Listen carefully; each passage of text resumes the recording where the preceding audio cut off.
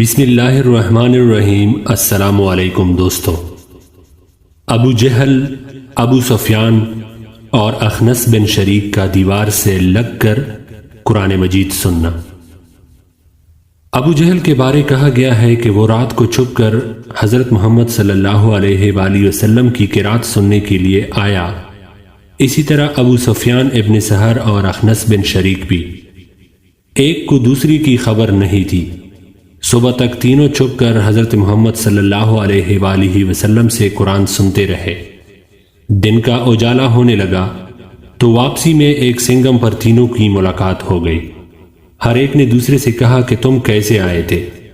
جب بات کھلی تو اب سب نے آپس میں یہ معاہدہ کیا کہ ہم کو قرآن سننے کے لیے نہیں آنا چاہیے، کہیں ایسا نہ ہو کہ ہمیں دیکھ کر قریش کے نوجوان بھی آنے لگے اور آزمائش میں پڑ جائے۔ جب دوسری رات آئی تو ہر ایک نے یہی گمان کیا کہ وہ دونوں تو نہیں آئے ہوں گے، چلو قرآن سن لے۔ غرض یہ کہ صبح کے قریب بھی پھر تینوں کا سنگم ہوا اور خلاف معاہدہ ہونے پر ایک دوسرے کو ملامت کرنے لگے اور دوبارہ معاہدہ کر لیا کہ اب کے نہ جائیں گے۔ سبحان اللہ، قرآن اور وہ بھی محمد رسول اللہ صلی اللہ علیہ وآلہ وسلم کی زبان سے بلا ان کو کب سونے دیتا تھا۔ اور جب تیسری رات آئی تو پھر تینوں حضرت محمد صلی اللہ علیہ وآلہ وسلم کی مجلس میں گئے۔ پھر صبح کے وقت معاہدہ کر لیا کہ آئندہ سے تو ہرگز نہیں آئیں گے۔ اب اخنس بن شریک ابو سفیان بن حرب کے پاس آیا اور کہنے لگا، اے ابو حنظلہ، تمہاری کیا رائے ہے؟ تم نے محمد صلی اللہ علیہ وآلہ وسلم سے جو قرآن سنا اس کے بارے میں کیا کہتے ہو؟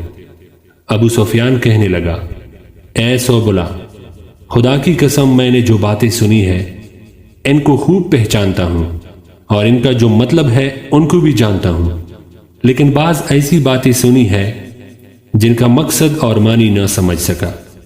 تو اخنس نے کہا کہ خدا کی قسم میری بھی یہی حالت ہے۔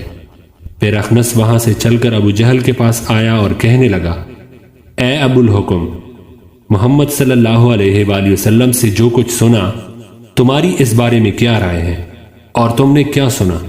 تو ابو جہل نے کہا کہ ہم اور بنو عبد المناف مقام شرف کے حاصل کرنے میں ہمیشہ دست و گریبان رہے ہیں۔ انہوں نے دعوتی کی تو ہم نے بھی کی، انہوں نے خیر و صحاوت کی تو ہم نے بھی کی، حتیٰ کہ ہم تو پاؤں جوڑے بیٹھے رہے اور وہ کہنے لگے کہ ہمارے پاس خدا کا ایک پیغمبر ہے، اس پر آسمان سے وحی اترتی ہے، تو اب ہم یہ بات کہاں سے لائیں؟ خدا کی قسم ہم اس پر ایمان نہ لائیں گے اور اس کی پیغمبری کی تصدیق نہیں کریں گے۔ اخنس یہ سن کر چلا گیا، افسوس کے حق کو حق سمجھ کر بھی ایمان نہ لائے اور یوں ہی جھوٹی چدراہٹ کے تحفظ میں جہنم کی آگ کا سودا کر بیٹھے، جن میں ابو سفیان کا اسلام ثابت ہے۔ تفسیر ابن کثیر۔